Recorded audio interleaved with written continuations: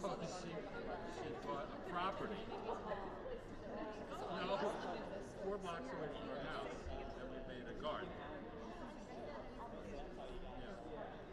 And it turned out to be. And I said, "You want dirt? What? That's so." Well, and then she got me.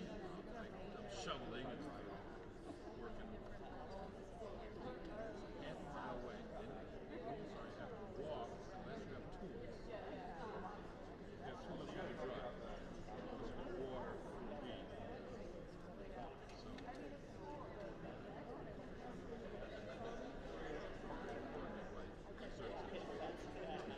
There's 22.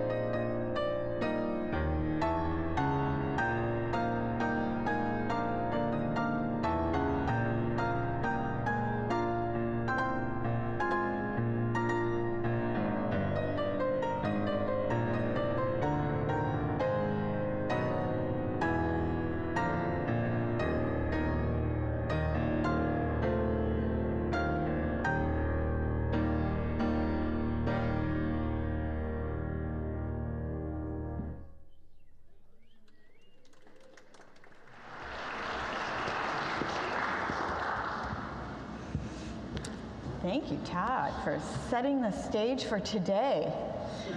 It is Palm Sunday in the Christian tradition, which is a jubilant Sunday, and we're going to talk about parades in just a little bit. But first, let me welcome you to Fountain Street Church on this Sunday morning worship time. It is my honor to work among you as the Interim Consulting Minister. I'm the Reverend Jody Betten, and if you're a guest among us this morning, we're delighted to have you here. If you're watching by live stream, we're a little jealous because you're still in your jammies. And if you watch later on, we hope that you find a blessing from listening and being involved in this service. If you are old in faith or young in heart, or old in heart and young in faith, if you wonder what you can do to make a difference in the world but are burned out from trying, if you have great need or great opportunity, if you have deep faith or no faith, you belong here among us. And we hope that during this time you'll be renewed and refreshed, and that you can go into the world to be who you truly are. I invite you to be fully present during this time. If it helps you to take a deep breath, to feel with confidence the seat on which you sit and the ground beneath your feet. Do that regularly. Take a rest. This is a place of refuge and peace. It can also be a place of challenge and provocation. But you are exactly where you need to be as we journey together toward beloved community. We are called to community this morning by the Reverend William Schultz, who was the director of the Unitarian Universalist Association and then Amnesty International. This is his invitation. Come into this place of peace and let its silence heal your spirit. Come into this place of memory and let its history warm your soul. Come into this place of prophecy and power and let its vision change your heart. This morning we have special guest Allison McCauley with us. I lost her. There she is. She is the organizer for Together West Michigan. She's going to help us hear about our involvement in the community, and then our own Jill Cunningham, who's going to share her experience with Together West Michigan. So we're grateful for their presence among us today.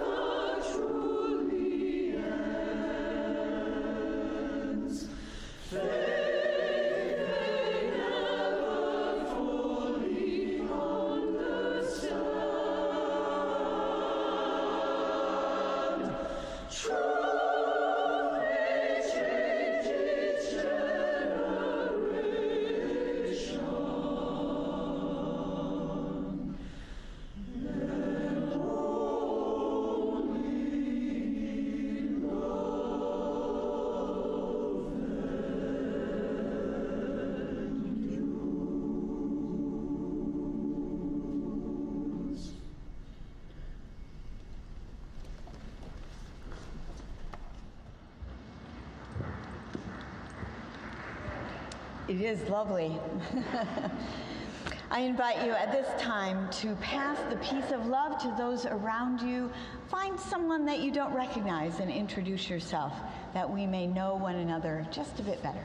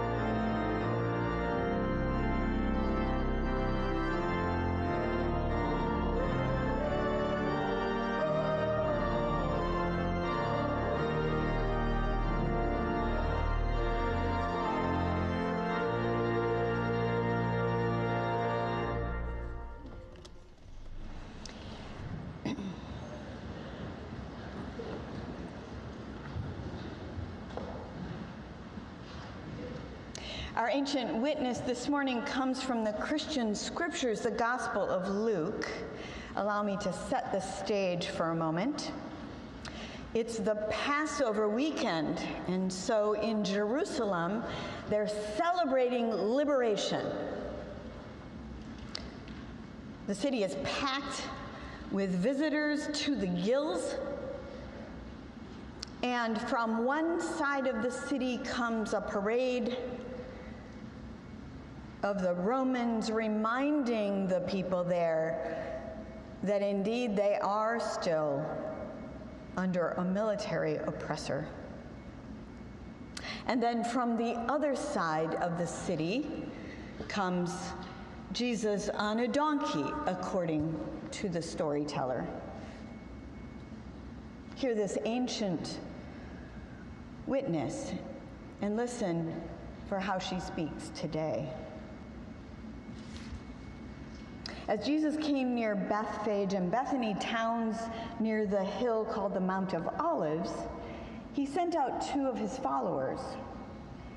He said, "Go to the town you can see. When you enter it, you'll find a colt tied there, which no one has ever ridden. Untie it and bring it here to me. If anyone asks you why you are untying it, say, 'The master needs it.'" The 2 followers went into town and found the colt just as Jesus had told them. As they were untying it, its owners came out and asked the followers, "Why are you untying our colt?" The followers answered, "The master needs it." They brought it to Jesus, threw their coats on the colt's back, and Jesus got on. Jesus rode toward Jerusalem. Others spread their coats on the road before him. As he was coming close to Jerusalem, on the way down the Mount of Olives, the whole crowd of followers began joyfully shouting praise to God for all the miracles they had seen. They said, "God bless the one who comes in the name of God. There is peace in heaven and glory to God." Some of the Pharisees in the crowd said to Jesus, "Teacher, tell your followers not to say these things." But Jesus answered, "I tell you, if my followers didn't say these things, then the stones would cry out." The contemporary witness today comes from Blessing of the Palms by Jan Richardson. This blessing can be heard coming from a long way off.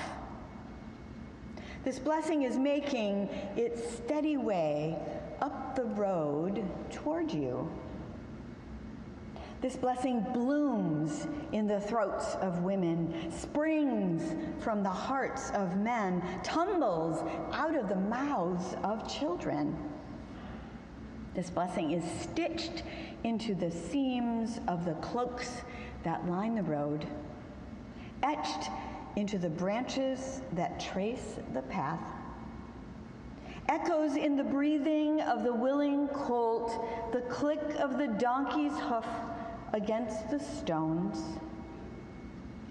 Something is rising beneath this blessing. Something will try to drown it out. But this blessing cannot be turned back, cannot be made to still its voice, cannot cease to sing its praise of the one who comes along the way it makes.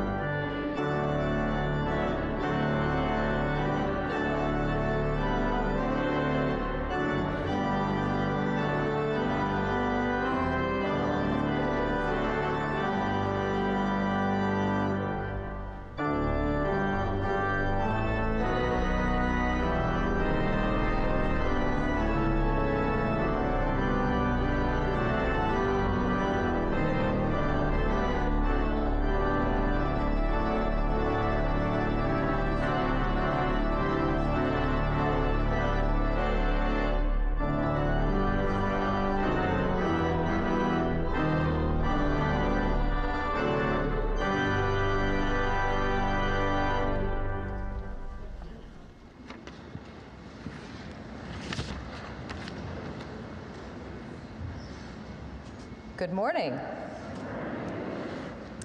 My name again is Allison McCulley, and I am the lead organizer for Together West Michigan, of which Fountain Street is a part, if you did not know that.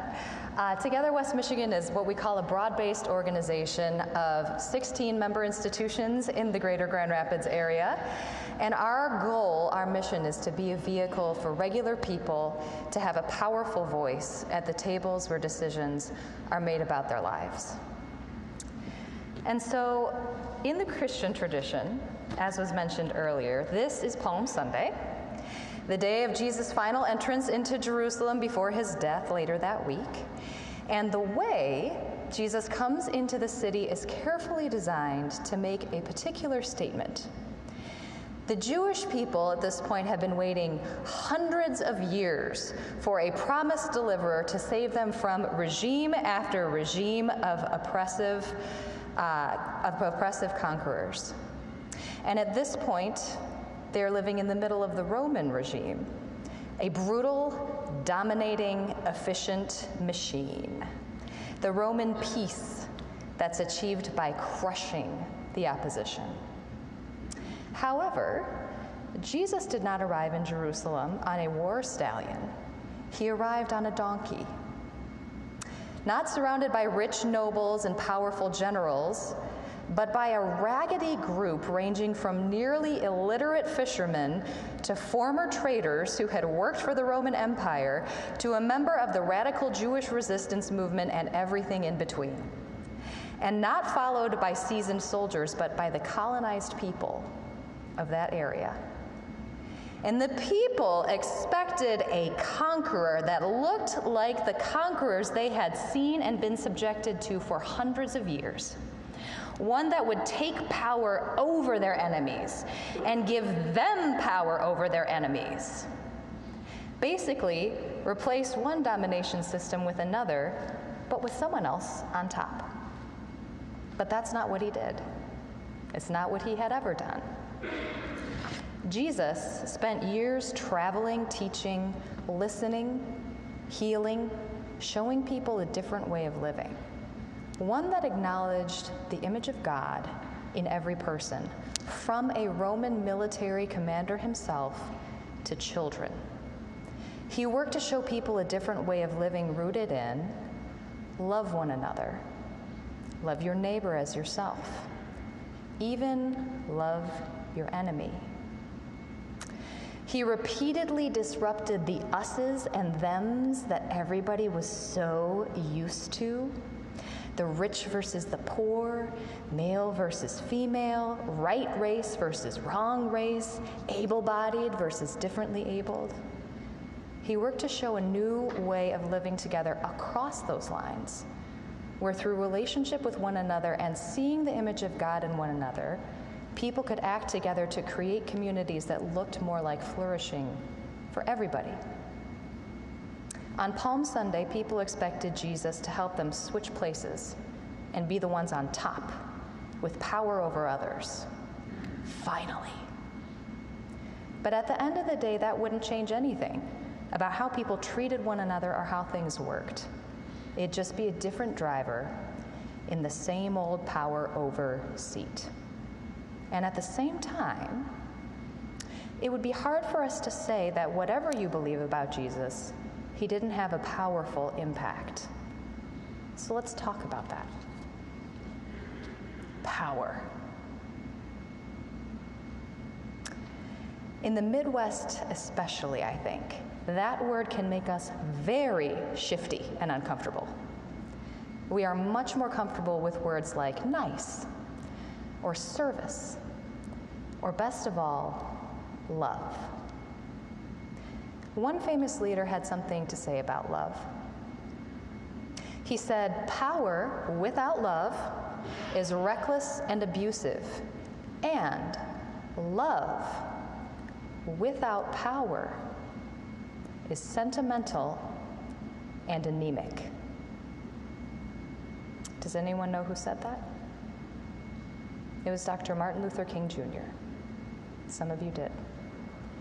When we talk about power at Together West Michigan, we define it simply as the ability to act. It is not on its own good or bad.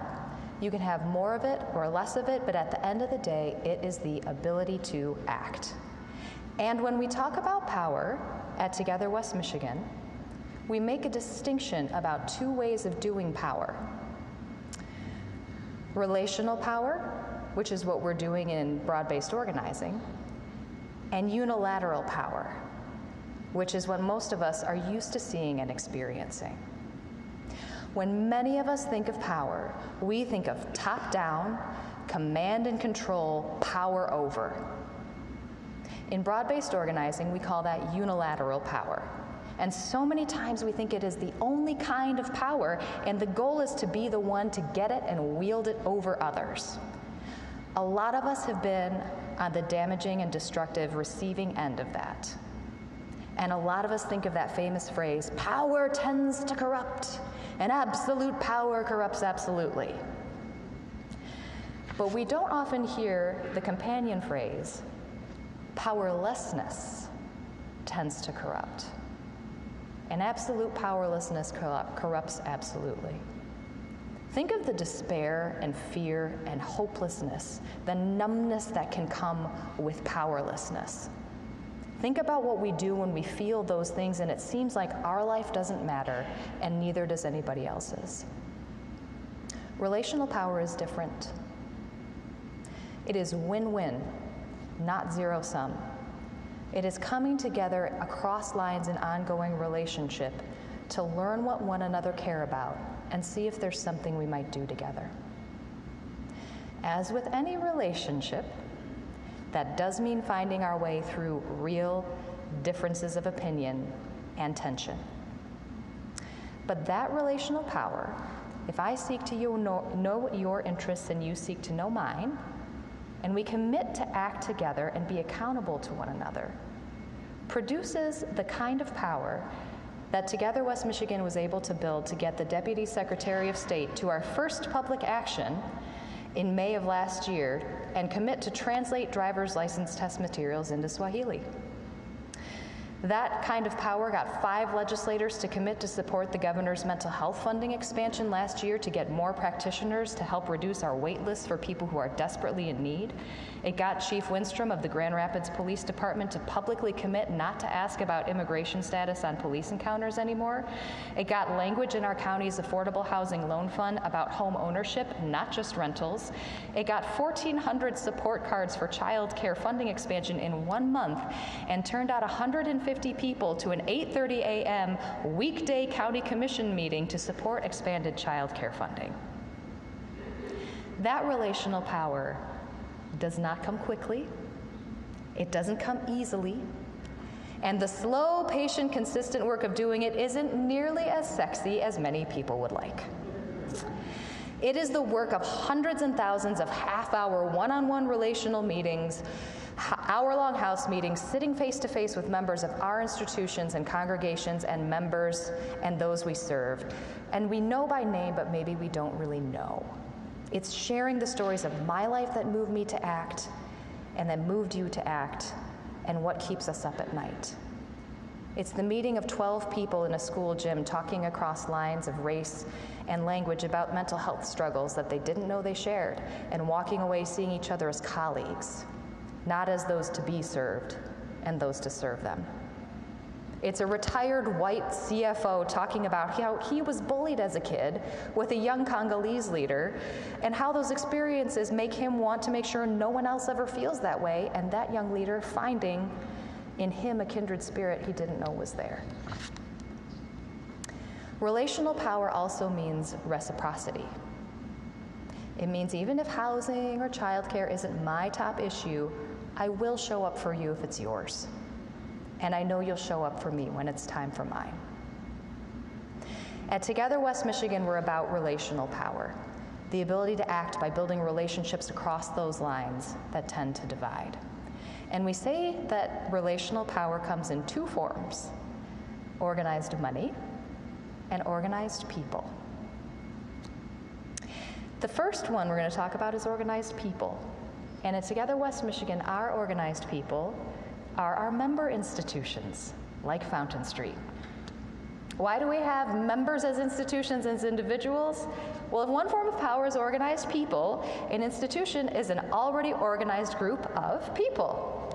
And rather than recruiting people one by one, we can engage with a whole institution of people who already have relationships with each other, some trust and care for each other, and that are organized around a mission that they share as well. So we can look at each other's mission and see if we might want to do something together, and if we can help our institutions live out their missions in a more powerful way. And we really need our community institutions now more than ever.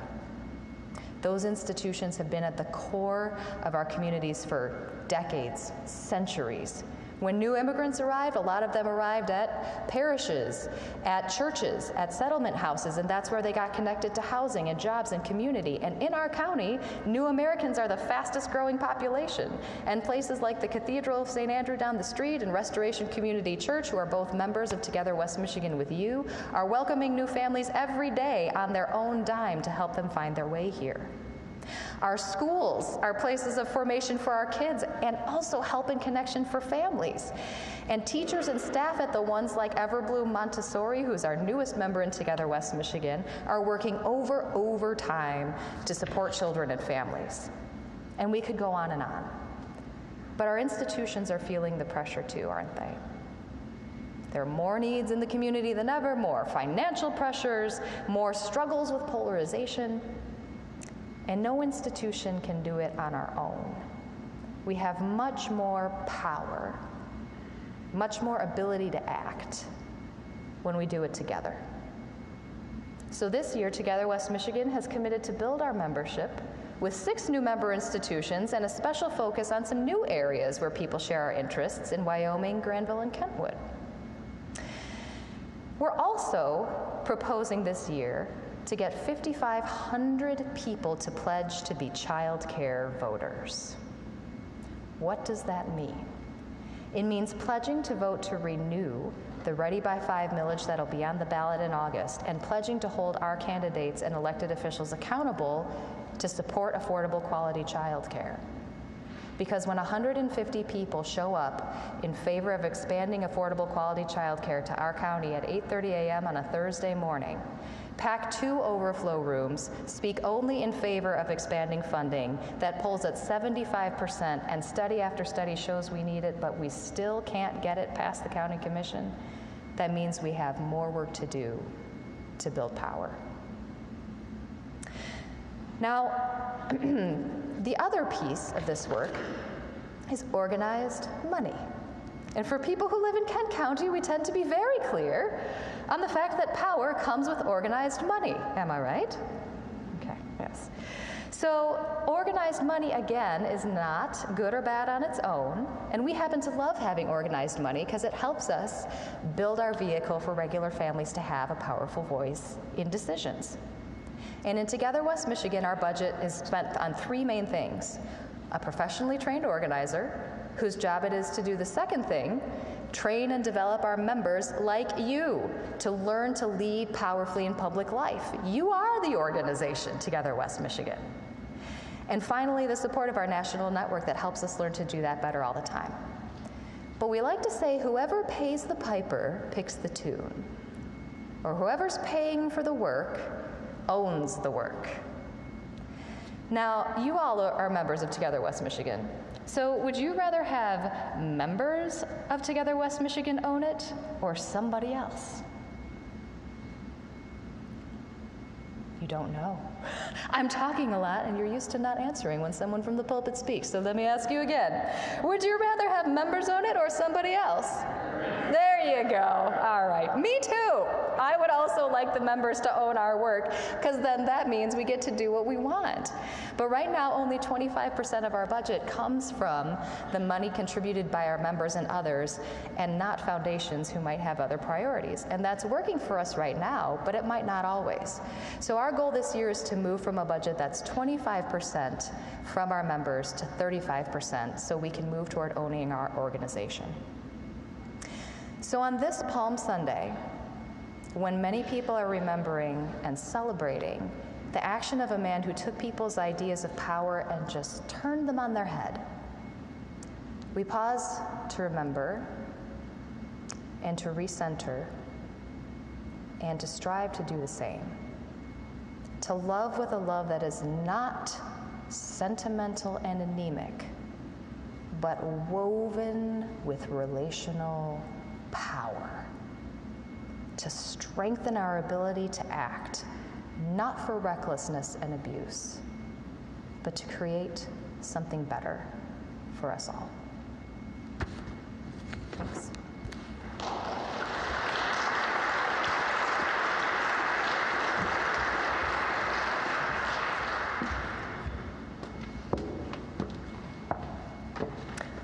Hello, I'm Jill Cunningham. I help represent Fountain Street Church among the other congregations and nonprofits that make up Together West Michigan.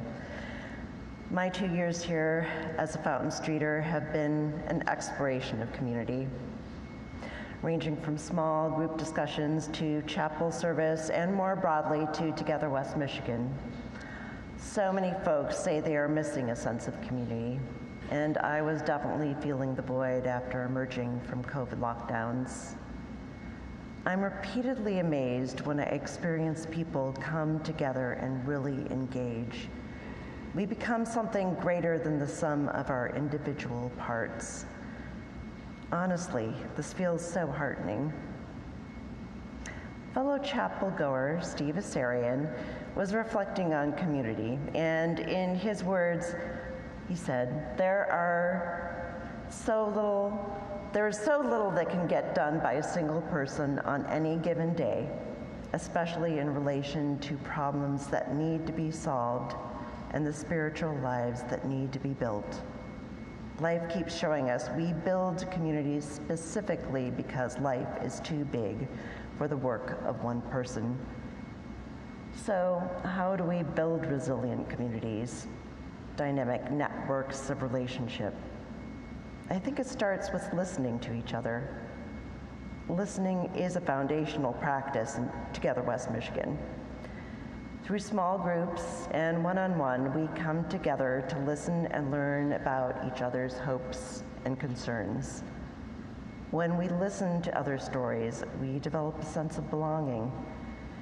We find things in common across a variety of backgrounds, gain a deeper understanding of the pressures people face, people who often feel unheard. While meeting with individuals across our area, we identified 5 common pressures that folks experience. They became our issue teams.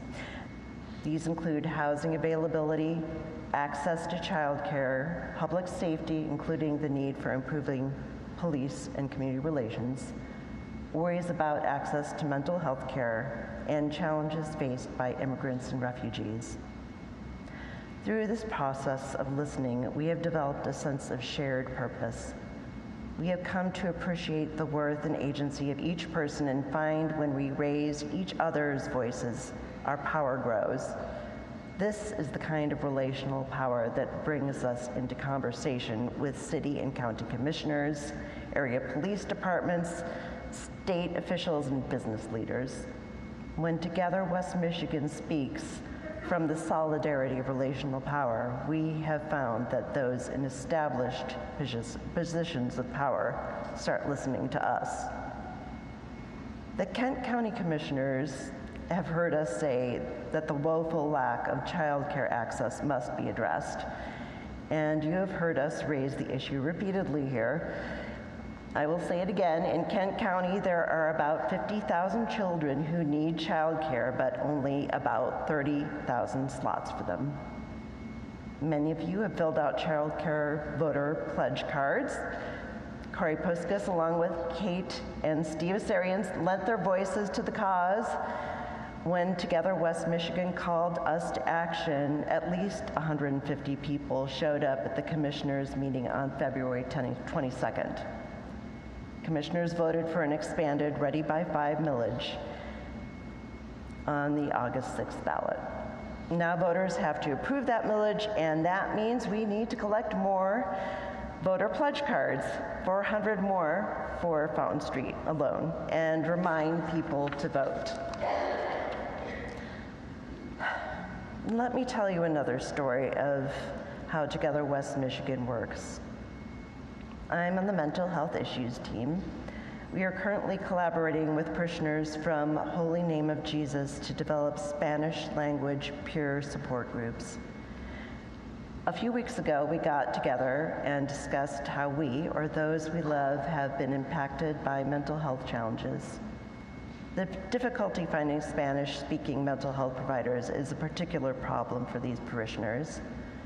But when we listened to each other's stories, we more often heard how difficult it was to even acknowledge depression, anxiety, or other distress. The inclination was to push through the pain due to the daily pressures of life. That may sound familiar to many of us. With deeper listening, we came to appreciate how they saw peer groups as a way to open awareness of mental health while being sensitive to their immigration experiences as well. I heard how much they cared and wanted to address mental health issues together as a community. I found that inspiring. It had me reflecting on how our modern society often outsources caring for mental health to professionals.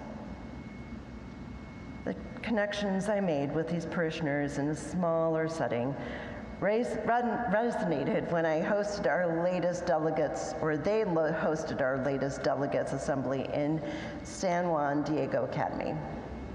I was excited to learn that Holy Name of Jesus Parish intends to join Together West Michigan as a new member. Susanna was one of the women I got to know in a smaller group. She was on stage speaking in front of at least 200 people. It was so impressive. I asked if I could quote her. In Susanna's words, "Together West Michigan is an institution that makes me feel included. A place where my accent or the color of my skin is not a disadvantage, but a potential.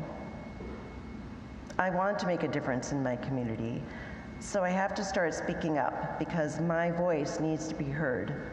I know I'm only one person. However, I am positive that if we join our voices, we will be stronger." So let me remind you again, I help represent all of us Fountain Streeters, so we are all members of Together West Michigan. You can get involved on an occasional basis, like attending an assembly or getting out the vote for August 6th, or on a more regular basis by joining an issue team. Also, every member congregation and nonprofit pledges dues for the guidance and training of a professional community organizer, along with the mentoring of our nation's largest and longest standing broad-based organizing network, the Industrial Areas Foundation.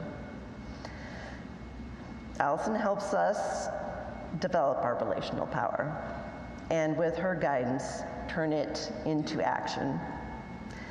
This is our commitment to beloved community beyond the walls of our church. The entire plate collection today goes towards our yearly Together West Michigan dues, and our Fountain Street Social Justice team supports our great mission by matching the dollar amount we collect here. Thank you for your support.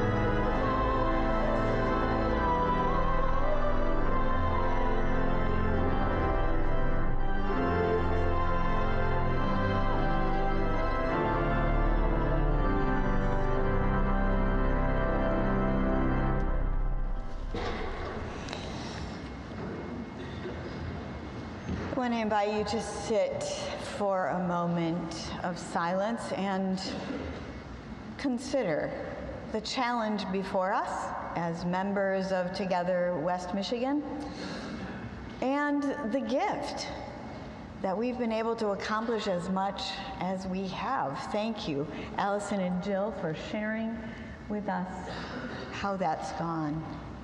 I invite you to sit with the quiet for a moment.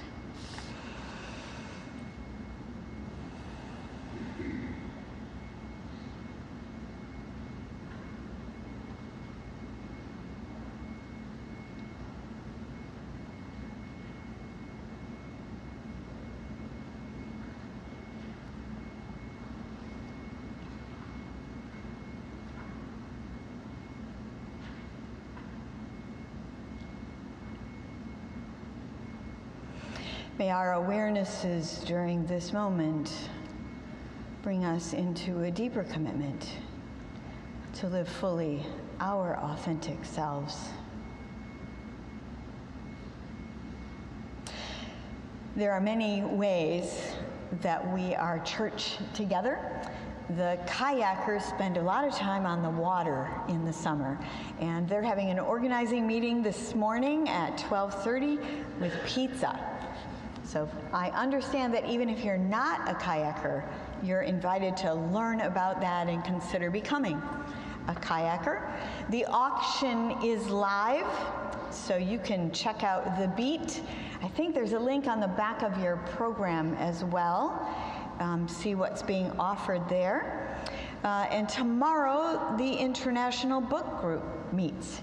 But there's a lot of other stuff going on too. So check out the beat.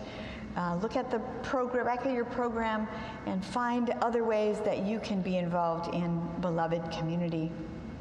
I want to thank this morning our bell ringers and Margie for organizing them. I don't know where she even went, but thank you, Margie, for that lovely ending to our time together. Allison and Jill, again, thank you for sharing. To all the staff that I get to work with and all the volunteers who help to put a service like this together, we are deeply grateful. And now I'd like to revisit our call to community as we are sent from this place. Leave this place of peace with healing in your spirit. Leave this place of memory with a soul warmed by love. Leave this place of prophecy and power with change heart and renewed vision. Go into the world with peace, healing, warmth, love, and a vision where everyone in the world thrives. Be in peace.